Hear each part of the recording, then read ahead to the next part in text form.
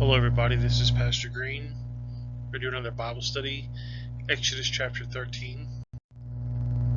If you'd like me to come speak at your church, or if you have any questions, email me at godsohman@gmail.com.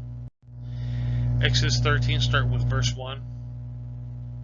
And the Lord spake unto Moses, saying, Sanctify unto me all the firstborn. Whatsoever openeth the womb among the children of Israel, both of man and of beast, it is mine. And Moses said unto the people, Remember this day, in which ye came out of Egypt, out of the house of bondage, for by strength of hand the Lord brought you out of this place. There shall be no leavened bread be eaten. So basically, as Moses is telling the people, we're finally going to get our freedom. We're leaving today. Remember this for the rest of your life on this day. And also, we're not going to have unleavened bread for the next couple days for this Exodus. And this day came ye out of the Mount Obib, which is basically the first of the Jewish calendar, the first month of the Jewish calendar. And it shall be when the Lord shall bring thee into the land of the Canaanites, and of the Hittites, and the Amorites, and the Hivites, and the Jebusites, which he swore unto thy fathers to give thee, a land flowing with milk and honey, and thou shalt keep the service in this month. So he's saying, remember back in Abraham when God promised this amazing land filled with milk and honey? We're finally going to get to have that land. 7 days shalt thou eat unleavened bread, and on the seventh day shall be a feast unto the Lord. Unleavened bread should not be eaten 7 days. There shall be no unleavened bread to be seen with thee. Neither shall there be leaven seen with thee in thy quarters. So what he's saying is, we're going to remember this day the rest of our lives. We're going to eat bread for 7 days. Then on the seventh day, we're finally going to have a feast. And it actually comes in later on. They're escaping from Pharaoh for 7 days until Pharaoh finally catches up with them. But he's saying, from now on the first day of the month, we're going to have this little Passover. We're going to have this feast. We're going to eat 7 days of unleavened bread. And really all unleavened bread is just bread without yeast. It's just basically a flat bread. And they shall show thy son on that day, saying, This is done because of that which the Lord did unto me when I came forth out of Egypt. And it shall be a sign unto thee upon thy hand, for a memorial between thine eyes, that the Lord's law may be in thy mouth, and with a strong hand has the Lord brought thee out of Egypt. So he's saying that in the future, you're going to have a child, and that child's going to be like, why do we do these things? And you're going to say, son, daughter, we're doing this because of what the Lord did today. Today we get to finally leave Egypt. Today we get to finally leave bondage. Thou shalt therefore keep this ordinance in his season from year to year. And it shall be with the Lord shall bring thee into the land of the Canaanites, as he swore unto thee and unto thy fathers.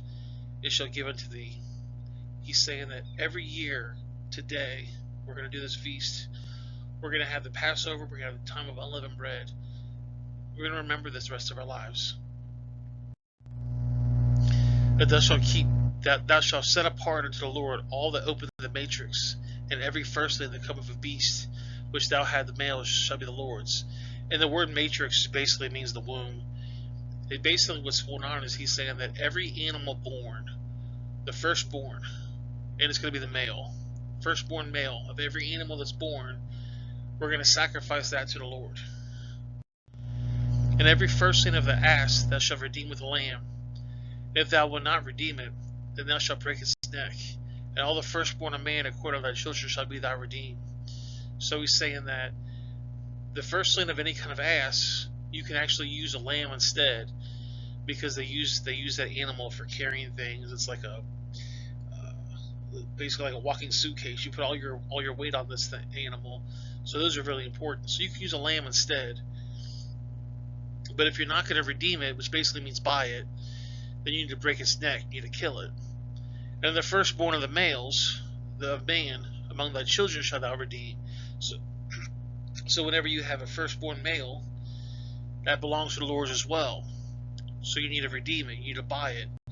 So you need to sacrifice like a cow, or maybe donate money to the Levites or whatever. You're going to basically pay to have this man, to have this firstborn child. And it shall be with thy son, asketh thee in time to come, saying, What is this? That thou shalt say unto him, By strength of hand the Lord brought us out of Egypt, from the house of bondage.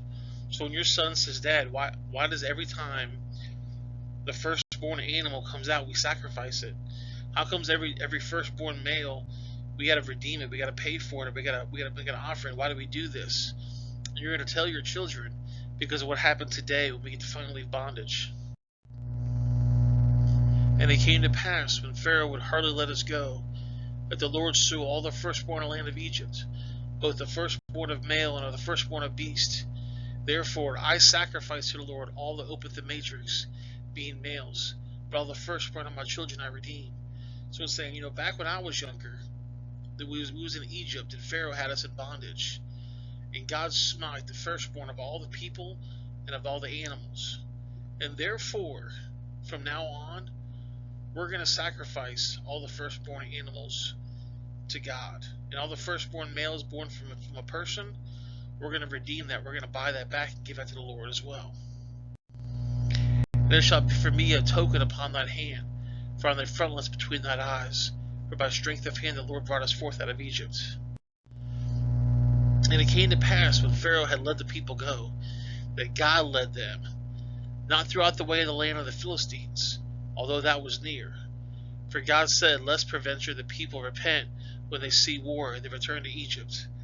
So God's saying, God's leading them where you're going to go. In fact, find out later on, He's going to redeem them by a cloud by day and a pillar of fire by night. And it says you're not going to go to the Philistines, because that's the shortcut. That's the short way to get there. We're not going the shortcut. Because when you've been living in bondage your whole entire life, sometimes you think, you know what, it wasn't so bad. Or you'll think, oh, I need to bow down to these people. So when you see the enemy coming, you're going to stop and bow down to them. That's what you're used to doing. So we're not going to go the easy way. We're going to go the hard way. And you can see right here, they left Succoth, which is right here in Lower Egypt, and they're heading up top to the Promised Land. And you can see there's a shortcut. It's real easy. You just go this way, right up the shortcut, right up from Succoth, right to the Promised Land. But that was the land of the Philistines. You couldn't go down the land of the Philistines. So God said you have to go this way. You have to basically hug the border of the Gulf of Suez. We're going to go down to the Suez Peninsula, and that's where we're gonna go up to Jerusalem that way. In 1 Corinthians 10, it says, There has no temptation taken you, but such as will command to man.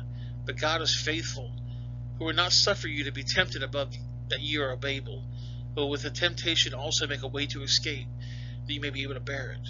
So God's saying in 1 Corinthians that, because we don't want you to succumb to temptation, sometimes, we're going to do things differently.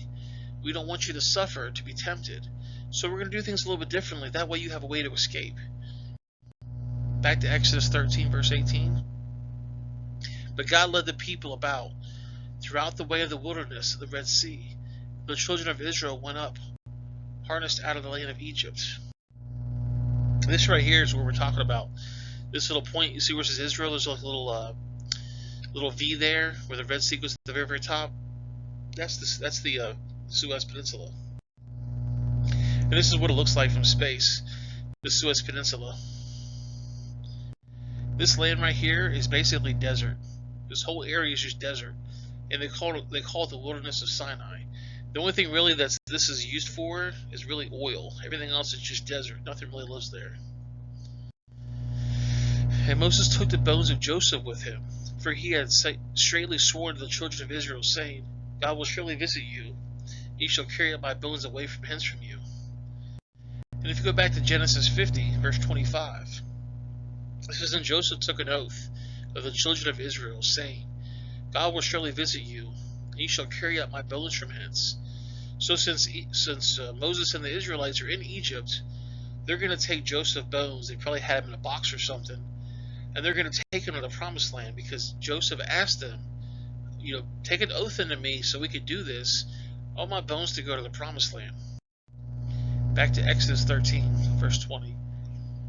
And they took their journey from Succoth, and encamped in Edom at the edge of the wilderness. So you can see that they were in Succoth. They're headed to the Promised Land. So they went down to the Sinai Peninsula. You can see the little red line right there. When they get right down here where this is the Gulf of Agrabah, this is basically what it looks like.